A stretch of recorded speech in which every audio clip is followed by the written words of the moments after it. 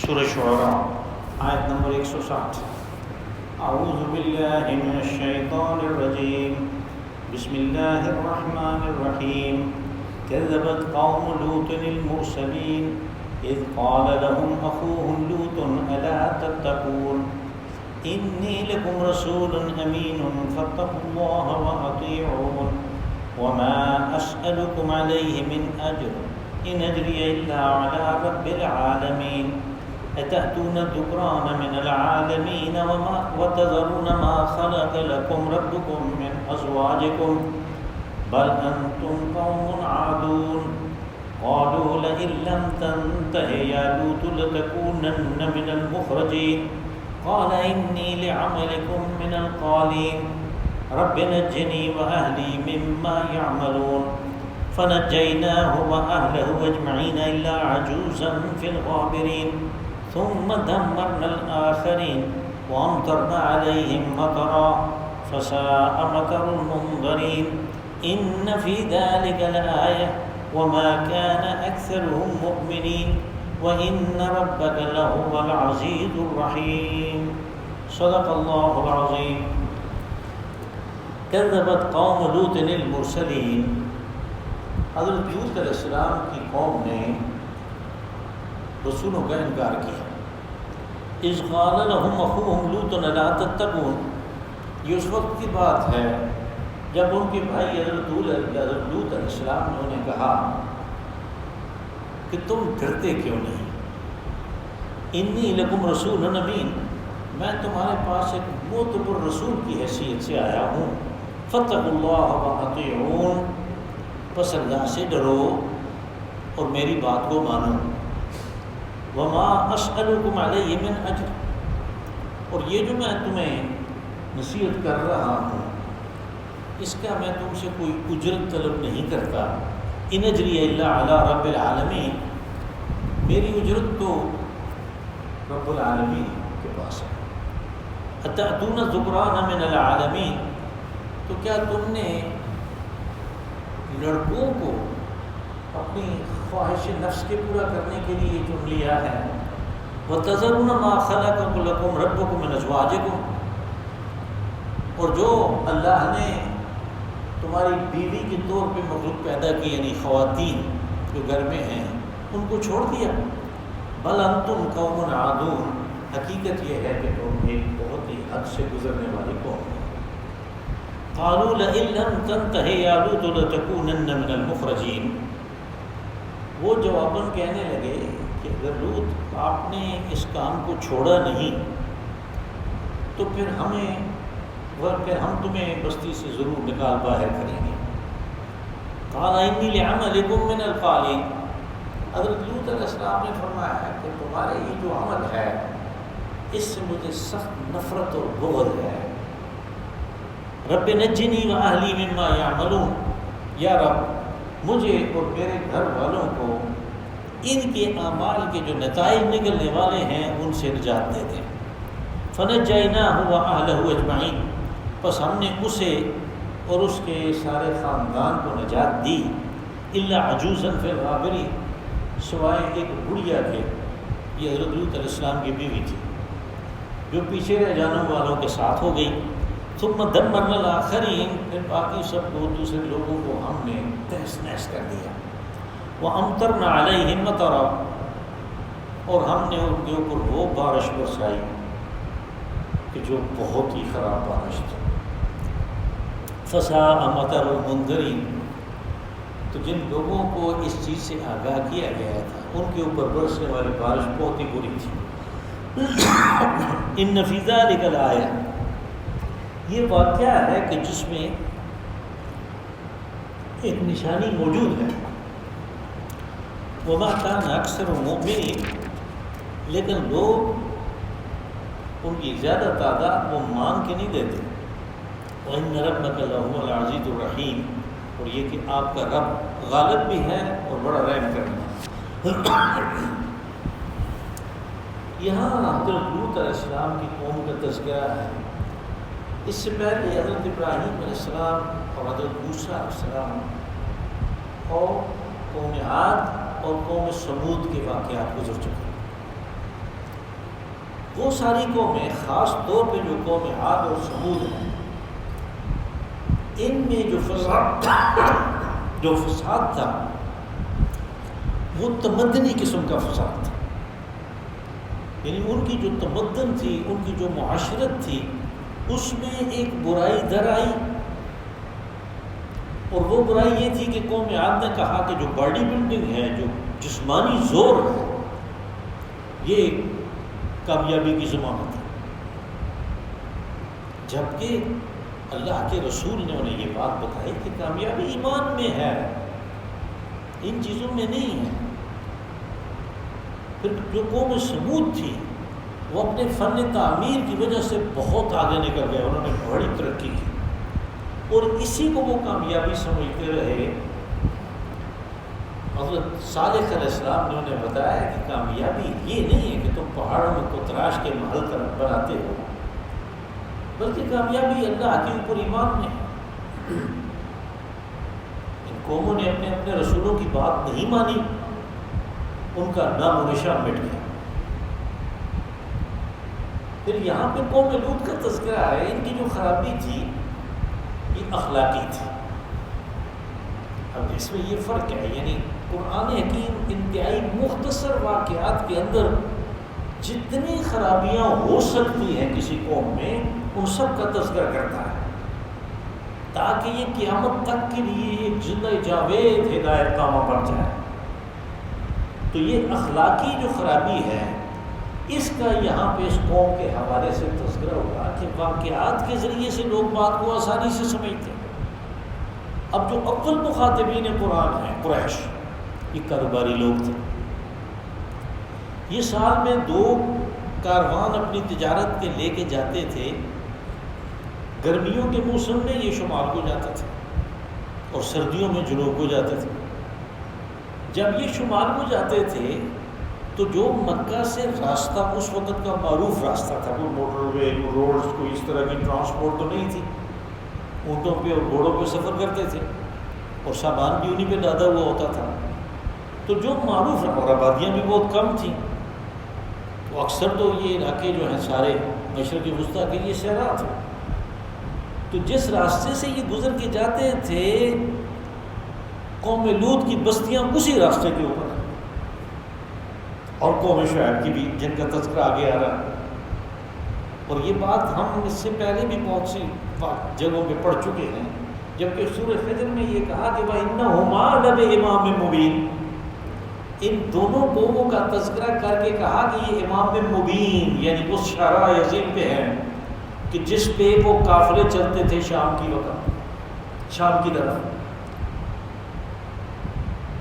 یہ جو قوم لوط ہے ان کو اچھی طرح پتہ تھا کہ یہاں پہ بستیاں تھیں، اپنے شاعروں کی وجہ سے جنہوں نے شعر و شاعری میں، قصیدہ گوئی میں اپنا نام پیدا کیا، اور ان کا کلام تھا محفوظ، اپنے خطباء اور مقررین کی وجہ سے کہ جو مجلسوں میں تقریر کر کے لوگوں کو متاثر کرتے تھے، ان کی تقریروں میں بھی یہ بات آتی تھی کہ ان کا ہاتھ دیکھو۔ لیکن وہ شاعر اور وہ خطیب اصل جو وجہ بربادی اور ہلاکت کی ہے اس کی طرف توجہ نہیں دیتے تھے۔ اگر آپ تھوڑا سا غور کریں تو میری بات ذرا زیادہ آسانی سے سمجھ میں آئے گی کہ ہمارے ہاں بچوں کو تاریخ پڑھائی جاتی ہے ایک مضمون کے طور پہ۔ اب مثال کے طور پہ کسی واقعہ کو لے لیں کہ بھئی بابر آیا فرغانہ سے، اور تاریخی روایات یہی ہیں کہ اس کے ساتھ 5 یا 6 ہزار، یعنی 5000 سے 6000 آدمی تھے، اور ابراہیم لودھی اس پورے بر صغیر، اس سب کانٹیننٹ، یعنی جس میں افغانستان کا ایک حصہ، پورا پاکستان، سارا ہندوستان، سری لنکا، بنگلہ دیش اور برما کا ایک حصہ، یہ سب اس میں شامل تھا۔ وہ اس کا بادشاہ تھا، مطلق العنان، اس کے پاس فوج تھی، اس کے پاس وسائل تھے، دنیا کی سب سے امیر سلطنت تھی، لیکن اس کو شکست ہوئی۔ پانی پت کے میدان میں ابراہیم لودھی کو شکست ہو گئی، اور بابر نے دہلی کے اوپر قبضہ کر لیا اور تخت حکومت پہ بیٹھ کے مغلوں کی حکومت قائم ہو گئی۔ بچوں کو تاریخ میں جو اسباب پڑھائے جاتے ہیں کہ اس کے اسباب کیا ہے، اتنے ظاہری سے ہوتے ہیں کہ جو اخلاقی فساد و شکست کا سبب بنا، جو تمدنی فساد و شکست کا سبب بنا، اس کا تذکرہ ہی نہیں ہے، اس کا پتہ ہی نہیں، اس لیے کہ پڑھایا ہی نہیں ہے۔ بالکل یہی بات ہے کہ وہ شاعر اور خطیب یہ تو بتا دیتے تھے، لیکن جو اسباب بتاتے تھے ان کی ہلاکت کے، وہ ان کی معلومات کم ہونے کی وجہ سے ان کو پتہ نہیں تھا۔ تو قرآن حکیم نے اس چیز کی وضاحت کی کہ یہ اصل سبب ہے جس کی وجہ سے اس قوم کا یہ حال ہوا جو دنیا میں کسی قوم کا نہیں ہوا۔ بڑے بڑے عذاب قوموں نے دیکھے، لیکن یہ جو چیز ہے جس کا آگے تذکرہ آ رہا ہے مختصر سا، یہ بہت ہی خوفناک اور انتہائی بھیانک قسم کا عذاب تھا۔ تو یہ اس اخلاقی فساد کی وجہ سے تھا۔ اللہ پاک نے فرمایا کذبت قوم لوط المرسلین، کہ قوم لوط نے رسولوں کا انکار کیا۔ اور میں نے ہر واقعہ میں یہ بات بتائی کہ رسول تو ایک تھے، حضرت لوط علیہ السلام۔ قرآن حکیم نے جمع استعمال کیا اس لیے کہ ہر رسول کی دعوت وہی ہے، اس کا بیان وہی ہے۔ تو جب ایک کا انکار کیا گویا سب کا انکار ہو گیا، اس لیے جمع استعمال ہوا۔ اذ قال لهم اخوهم لوط الا تتقون، جب لوط علیہ السلام نے انہیں کہا کہ تم ڈرتے کیوں نہیں، یہ ڈرنا کس بات سے ہے؟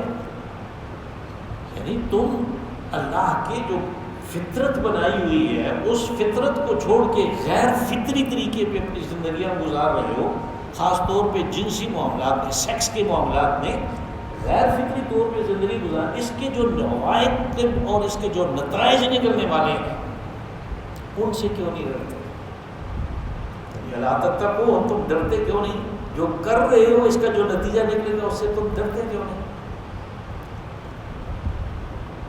انی لکم رسول امین۔ اب یہ کہ میں تمہیں یہ کیوں کہتا ہوں، مجھے کیا پڑی ہے؟ مجھے یہ پڑی ہوئی ہے، مجھے یہ فکر ہے کہ میرے اللہ نے مجھے ایک حکم دیا تو میں اس حکم کے مطابق تمہیں منع کر رہا ہوں، اور میں جو بات کر رہا ہوں ایک معتبر رسول کی حیثیت سے، اللہ کے بھیجے ہوئے اس کے فرستادہ اس کے پیغمبر کی حیثیت سے، اور وہ پیغمبر بھی میں ایسا ہوں کہ میں معتبر ہوں، امانت دار ہوں، جو پیغام مجھے ملا ہے وہ تمہیں دے رہا ہوں، میں اپنی طرف سے کچھ نہیں کہہ رہا۔ فاتقوا اللہ واطیعون، بس اس پیغام کا تقاضا یہ ہے کہ اللہ کا تقوی اختیار کرو، اس نے جس فطرت پہ انسان کو بنایا ہے اس کے مطابق چلو، اللہ کا تقوی اختیار کرو، اور اس کا طریقہ یہ ہے کہ میری بات کو مانو۔ وَأَطِيعُونَ اصل میں لفظ ہے اطیعونی، لیکن یہ یا زوائد میں سے ایک ہے تو اس کو ساکت کر دیا گیا تحریر میں بھی اور پڑھنے میں بھی، تو میری بات کو مانو۔ اب یہ جو ان کی بات ہے، آپ نے دیکھا کہ یہ تمام انبیاء اور رسولوں نے قوموں سے یہ کہا کہ میری بات کو مانو، اس لیے کہ اللہ کا پیغام اس کی وضاحت رسول ہی کر سکتے ہیں، دوسرا کوئی نہیں کرتا، نہ کر سکتا۔ اور اس کی بہت ساری مثالیں ہیں۔ اب نماز کی یہ کہ فجر کی نماز کی فرض کی 2 رکعت ہیں، یہ تو رسول صلی اللہ علیہ وسلم کے طریقے سے، ایک طریقہ متواتر سے ہمیں پتہ چلا، اور کوئی اس طریقہ ہی نہیں ہے معلوم کرنے کا کہ کتنی رکعت ہے۔ بس جب کہیں گے اللہ کی بات کو مانو، وہ کہتا ہے اپنی مسرع نماز قائم کرو، لیکن یہ قائم نہیں ہوگی جب تک رسول کو کی بات کو نہیں مانا کہ 2 رکعت ہیں، ہر رکعت میں یہ ہوتا ہے قیام ہے، رکوع ہے، قوما ہے، سجدہ ہے، پھر جلسہ ہے، پھر سجدہ ہے، پھر اٹھ کے کھڑا ہونا، دوسری رکعت کے لیے۔ یہ ان کی بات کو مانا، ان کو بیچ میں سے نکالتے ہیں، جیسے یہاں کے بہت سے گمراہ فرقے کر رہے ہیں، وہ جو طلوع اسلام والے ہیں منکرین حدیث کہ کوئی ضرورت نہیں، قرآن پاک اللہ کی طرف سے کامل ہدایت نامہ ہے، پھر اس کی تشریح اپنی اپنی مرضی سے کر لے۔ قرآن پاک نے تو یہ کہا کہ تبین، وَأَنزَلْنَا إِلَيْكَ الْكِتَابَ لِتُبَيِّنَ لِلنَّاسِ کہ آپ وضاحت کریں اس کی لوگوں کے لیے. تو یہاں پہ جو اطیعون ہے یہ اصل میں تمام انبیاء اور جو رسول ہیں ان کا ایک مشترک بات ہے کہ وہ کہتے ہیں میری بات کو مانو، اس لیے کہ میری بات مانے بغیر تم اللہ کا حکم پورا نہیں کر سکتے. انی لکم فاتقوا اللہ وما اسألکم علیہ من اجر ان اجریہ الا علی رب العالمین. ہم نے دیکھا کہ یہ بھی سب نے کہا، اس لیے کہ آدمی وہ اس چیز سے بدک جاتے ہیں کہ اب یہ چندہ کرے گا. اب یہ بات تو بڑی اچھی کر رہا ہے لیکن یہ اس کے بیچ میں بات ہو رہا ہے، اصل میں جو اس کے اندر جو بلٹ ان چیز ہے یہ کہ رومال بچھائے گا اور کہے گا کہ پیسے دو. تو وہ پہلے ہی وضاحت کر دیتے ہیں کہ مجھے تم سے کچھ بھی نہیں چاہیے، مجھے جس کام پہ لگایا ہے وہ رب العالمین، جو اجر دے گا وہ بھی وہی ہے. میرا کام تمہیں بتا دینا ہے، نتیجہ تم نے اپنے لیے خود نکالنا ہے. اتأتون الذکران من العالمین. اب یہ ان کی جو جس کو میں نے کہا کہ اخلاقی فساد یہ تھی. ذکران امرد کو کہتے ہیں یعنی لونڈوں کو. کہا کہ تم لڑکوں کو لونڈوں کو اپنی جنسی تسکین کے لیے منتخب کرتے ہو. وَتَذَرُونَ مَا خَلَقَ لَكُمْ رَبُّكُم مِّنْ أَزْوَاجِكُمْ. اور تمہارے رب نے تمہارے لیے جو بیویاں پیدا کی ہیں تو ان کو تم نے چھوڑ دیا. حقیقت یہ ہے کہ تم حد سے گزرنے والے. اب قوم عادون یعنی ہم یہ جو پڑھتے ہیں کہ حضرت لوط علیہ السلام کی قوم میں یہ خرابی تھی، قوم ثمود میں یہ خرابی تھی، قوم عاد میں یہ خرابی تھی. وہ اصل میں فساد تو ہمگیر ہوتا ہے لیکن قوموں کے مزاج کی وجہ سے اور ماحول کی وجہ سے ایک خاص چیز جو ہے وہ ان کا نشان بن جاتا ہے، جس کا میں نے قوم عاد و ثمود کے اس میں تذکرہ بھی کیا کہ بھئی وہ صنعت و عرفت کو اور یہ باڈی بلڈنگ کو بڑی چیز سمجھتے تھے. تو وہ ورنہ فساد قوم کے اندر جو تبدنی ہے یا اخلاقی ہے وہ ہمگیر ہے. اسی میں جو قوم عادون ہے لفظ اس کی تشریح میں جب آپ دیکھیں ایک مصری مصنف ہیں ان کا نام ہے عبد الوہاب نجار. عبد الوہاب نجار نے مختلف واقعات بیان کیے ہیں اپنے سورسز سے جو اسرائیلی روایات ہیں اور پتہ نہیں کیا کیا ہے. کہا کہ ان کے اندر اتنا فساد تھا. دوسری جگہ قرآن پاک میں یہ بھی ہے کہ تقطعون السبیل، راستہ کاٹنا یعنی راستے میں بطور رہزن بیٹھ جانا، یہ بھی یہ قوم کرتی تھی. اور وہ تجارتی شاہراہ کے اوپر تھے، جب بھی دیکھتے کوئی قافلہ اس قسم کا ہے اس سے کوئی آدمی بچھڑ گیا ہے یا کوئی کم اعتداد میں ڈاکہ ڈالتے تھے. تو یہ حضرت ابراہیم علیہ السلام کے بھتیجے ہیں حضرت لوط علیہ السلام. یہ حضرت ابراہیم علیہ السلام نے اپنے ایک ملازم کو ان کی خیر خبر کے لیے بھیجا. اس ملازم کا نام انہوں نے لکھا عبد الوہاب نجار نے یارس. تو یارس جب بستی جو صدوم نام ہے اس بستی کا جس میں حضرت لوط علیہ السلام تھے، دوسری بھی ساتھ میں بڑی بستی تھی اس کا نام تھا عامورہ. بلکہ وہ جو آغا شورش کشمیری تھے مرحوم، وہ چٹان رسالہ نکالا کرتے تھے، انہوں نے تو کہا کہ یہ جو انگریزی کا لفظ ہے سوڈومی یعنی جو نباتت کے لیے استعمال ہوتا ہے انگریزی میں سوڈومی SODOMY، یہ تو نکلا ہی صدوم سے ہے کہ انہوں نے ہی تو اس چیز کا آغاز کیا. اس سے پہلے تو کوئی قوم اس فعل میں مبتلا نہیں تھی سوڈومی. تو صدوم یہ بستی جو ہے اس کی طرف انہوں نے اپنے ملازم کو یارس کو بھیجا. جب وہ بستی کے قریب گیا تو ایک آدمی وہاں پہ تھا. اس نے دیکھا اکیلا آدمی آ رہا ہے، اس نے پتھر دے مارا اس کو بغیر کسی وجہ. پتھر مارا تو اس کے سر سے خون نکلنا شروع ہو گیا. اب وہ اس کے پاس آیا اور کہنے لگا یہ مارنے والا کہ میں نے تمہارا میک اپ کر دیا ہے، چہرہ سرخ ہو گیا ہے، سر سرخ ہو گیا ہے، اتنا خوبصورت لگ رہے ہو، مجھے پیسے دو. تو ان کے آپس میں جھگڑا ہو گیا. اب اس آدمی نے، اس پتھر مارنے والے نے، جو بستی کا رہنے والا تھا، پکڑ کے اس کو اپنے جج کے پاس لے گیا۔ وہ جج بھی انہی میں سے تھا، جیسے ہمارے یہاں بھی ہے، ہمارے بھی تو جج ہم میں سے ہی ہیں، تو وہ جو کچھ کرتے ہیں پھر ہم دیکھ رہے ہیں، تو جج بھی انہی میں سے تھا۔ اس نے کیس سننے کے بعد فیصلہ دیا کہ نہیں، اس کو پیسے دینے چاہیے، کہ اس کو خوبصورت بنایا اس نے، سرخ کیا۔ تو وہ عدالت بھی کوئی ایسی ہی تھی، اس نے نیچے سے ایک پتھر اٹھایا یارز نے اور اس جج کو مارا، تو اس کا خون نکلنا شروع ہوا، کہا کہ وہ پیسے تم اس کو دے دینا، اور خود کو بھاگ گیا۔ اسی طرح یہ کچھ اور واقعات بھی انہوں نے بیان کیے ہیں، جس سے یہ نظر آتا ہے کہ وہ فساد جو ہے وہ ہماگیر تھا، وہ رہزن تھے، وہ ڈاکو تھے، وہ زانی تھے، اور ان کے اندر ہر خرابی تھی۔ لیکن یہ جو چیز ہے ان کے ماحول کی وجہ سے اور ان کے مزاج کی وجہ سے ایک خاص بات جو ہے اس میں سے نکال دی گئی، کہ جس کو اس کی طرف منسوخ کیا گیا کہ یہ ہیں لوگ، ان میں یہ بات بھی تھی۔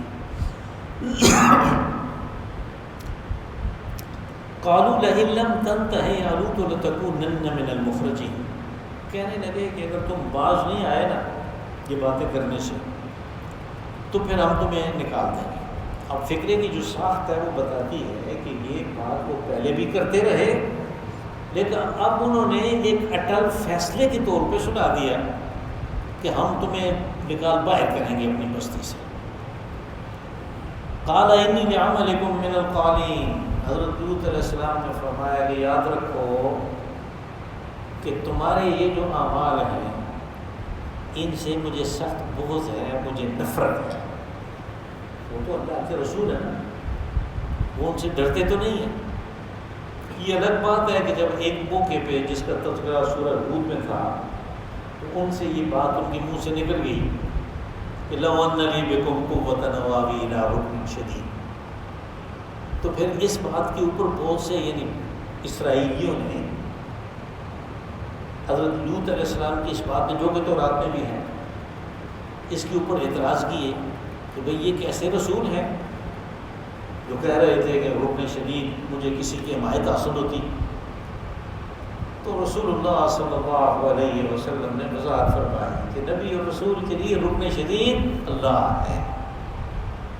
انہوں نے اللہ کو کا نام نہیں لیا، اس کی صفت کو بیان کیا کہ وہ رکن شدید ہے، جیسے یہاں پہ آتا ہے ہر آیت اس کے بعد عزیز و رحیم، تو رکن شدید بھی العزیز ہی ہوگا۔ قال انی لعملکم من القالین، کہ مجھے تو تمہارے ان اعمال سے سخت نفرت ہے۔ رب نجنی واہلی مما یعملون، کہا کہ یا رب مجھے نجات دے اور میرے اہل والوں کو، میرے خاندان والوں کو ان کے کرتوتوں کے جو نتائج نکلنے والے ہیں۔ مما یعملون اصل میں تو ایک مرکب اضافی ہے،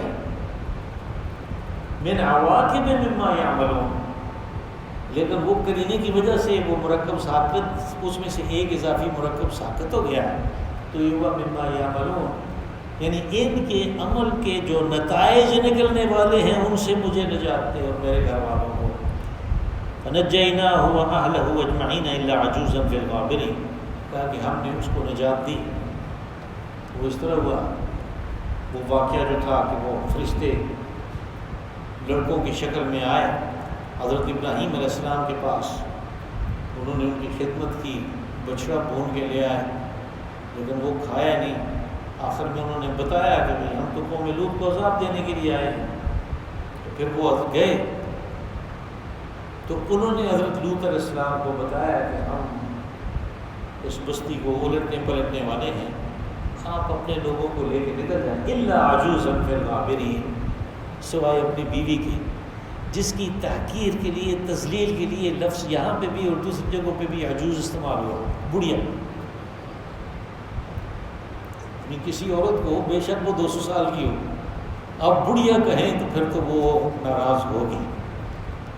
تو قرآن حکیم نے اس کی تحقیر کے لیے، اس کی تذلیل کے لیے یہ لفظ استعمال کیا بڑھیا، عجوزا فی الغابرین، وہ پیچھے رہنے والوں میں سے ہوگی، اس لیے کہ اس نے حضرت لوط علیہ السلام کی جو دعوت تھی توحید کی، اور اللہ کی بات کو ماننے کی، اس کو ماننے سے قوم کے لوگوں کی طرح انکار کر دیا۔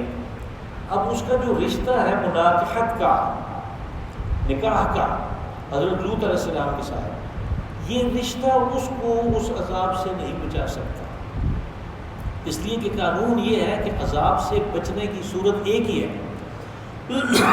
کہ رسول کی بات کو تسلیم کر لیا جائے اور بندہ مسلمان ہو جائے۔ یہاں پہ اس رشتے کی وجہ سے وہ بچ نہیں سکتی۔ قوم نوح کی جو واقعہ ہے اس سے ہمیں پتہ چلا کہ ابنیت جو ہے، حضرت نوح علیہ السلام کا بیٹا جو ہے ہونا، وہ عذاب سے بچنے کی صورت شکل نہیں ہے۔ حضرت نوح علیہ السلام نے تو اس کے لیے اسپیشل دعا بھی کی، لیکن وہ ڈوب کے رہا، اور اللہ نے کہا کہ مجھ سے یہ بات کہو ہی نہیں کہ یہ میرا بیٹا ہے، اس لیے کہ اس کا عمل تیرے جیسا نہیں، انہ عمل غیر صالح، یہ کیسے تیرا بیٹا ہو گیا؟ اور اس قسم کے سوال مت کرو۔ تو حضرت نوح علیہ السلام نے کہا کہ میں تو پناہ مانگتا ہوں اللہ کی اس بات سے کہ میں اپنی جہالت کی وجہ سے، یعنی شفقت پدری کے جذبہ سے مرعوب ہو کے کوئی بات کر بیٹھوں، میں اس بات سے پناہ مانگتا ہوں۔ تو نہ تو بیٹا ہو نہ فائدہ دے سکا، نہ بیوی ہو نہ فائدہ دے سکا، فائدہ تو صرف ایک ہی بات میں ہے، بچنے کی تو ایک ہی صورت ہے کہ نبی کی، رسول کی دعوت کو تسلیم کر لیا جائے ایسے جیسے وہ کہہ رہا ہے، اس طرح۔ ثم دمرنا الآخرین، پھر ہم نے جو باقی بچ گئے تھے، یعنی جن کو نجات دینی تھی، قوم میں سے بھی جو لوگ ایمان لائے، گھر والوں میں سے بھی سوائے بیوی کی، ان کو تو حکم ہوا کہ فَأَسْرِ بِأَهْلِكَ بِقِطْعٍ مِّنَ اللَّيْلِ فَاتَّبِعْ أَدْبَارَهُمْ وَلَا يَلْتَفِتْ مِنْكُمْ أَحَدٌ، جاؤ نکل جاؤ رات کے ایک حصے میں، ان لوگوں کو لے کے پیچھے نہیں دیکھنا۔ یہ خاص طور پہ حکم اس لیے ہوا کہ پیچھے کا نظارہ بہت خوفناک تھا، اور وہ اس طرح کہ وہ حجارۃ من سجیل، یعنی ان کے اوپر جو آگ برسائی گئی وہ دوزخ سے آئے ہوئے پتھر۔ اور میں نے کسی اور جگہ بھی اس واقعے کو بیان کرتے ہوئے پچھلے ہی دنوں میں یہ بتایا تھا کہ بالکل جدید، یعنی اس علاقے میں جو تحقیق ہوئی تو وہاں پہ وہ ٹکڑے نکلے ہزاروں کی تعداد میں، جو اصل میں گندک ہے۔ تو جب گندک کے بڑے ٹکڑے کو جلاتے ہیں تو وہ اوپر سے تو جل جاتا ہے، اندر اسی طرح رہتا ہے، لیکن ہمارے جلانے سے وہ اوپر سے جلتا ہے، اندر اسی طرح رہتا ہے۔ لیکن جب دوزخ میں اس کو ڈالا گیا تو اندر تو گو کہ تھوڑا سا رہا باقی، لیکن زیادہ حصہ جل گیا، اس کی رنگت تبدیل ہو جاتی ہے۔ گندک کو کبھی بھی جلا کر دیکھیں، وہ اپنی رنگت اور اپنی وہ جو آمیزش ہے اس کی وجہ سے وہ پہچانے گئے، اور اس محققین نے کہا کہ یہ ہزاروں کی تعداد میں پڑے ہیں، یہ جلی ہوئی گندک ہے۔ ان کے اوپر اس جلی ہوئی گندک کی بارش ہوئی، اور اس بارش سے پہلے ان کو اٹھا کے پٹکا گیا۔ مورخین یہ کہتے ہیں کہ یہاں پہ اس جگہ پہ پہلے وہ ڈیڈ سی نہیں تھا، ایک دوسری جگہوں کی طرح عام سی جگہ تھی، صحرا تھا۔ جب بستیوں کو اٹھا کے پٹکا اور اوپر وہ بارش ہوئی تو وہ نیچے چلی گئی جگہ، اور وہاں پہ پانی اکٹھا ہو گیا، تو وہ پورا ایک چھوٹا سا سمندر بن گیا۔ اس کو کہتے ہیں بحر لوط، اس کو کہتے ہیں بحر مردار، اس کو انگریزی میں جغرافیے میں نقشے میں لکھتے ہیں ڈیڈ سی۔ یہ وہ جگہ ہے جہاں پہ یہ کچھ ہوا۔ وَأَمْطَرْنَا عَلَيْهِمْ مَطَرًا، ہم نے ان کے اوپر بارش برسائی، کیا ہی بارش برسائی۔ یعنی مصدریت جو ہے وہ استعمال ہوئی اس کی ہیبت کو بیان کرنے کے لیے۔ فَسَاءَ مَطَرُ الْمُنذَرِينَ، منذرین وہ ہیں کہ جن کو پہلے سے آگاہ کر دیا گیا تھا کہ تمہارے کرتوتوں کا یہ نتیجہ نکلے گا، تو ان کے اوپر برسنے والی جو بارش ہے وہ کیا ہی بری بارش تھی۔ ان فی ذلک لآیۃ، کہ قریش اگر نشانی مانگتے ہیں آپ کی رسالت کے ثبوت کے لیے، تو یہ واقعات تو ان کو پتہ ہے کہ اس میں نشانی ہے نا، کہ انہوں نے رسول کی بات کو نہیں مانا تو کیا نتیجہ نکلا۔ لیکن لوگ ان چیزوں سے نتیجہ، صحیح نتیجہ اخذ نہیں کرتے، تاریخ سے سبق لیتے نہیں۔ ما کان اکثر مومنین وَإِنَّ رَبَّكَ لَهُوَ الْعَزِيزُ الرَّحِيمُ، کہ لوگوں کو تو پکڑ لینا چاہیے فوراً، جو نبی کی جو رسول کی بات کو نہیں مانتا، اور پکڑنے پہ وہ قادر بھی ہے، العزیز، لیکن وہ رحیم ہے، وہ مدد دیتا ہے، اس کی رحمت کا تقاضا ہے۔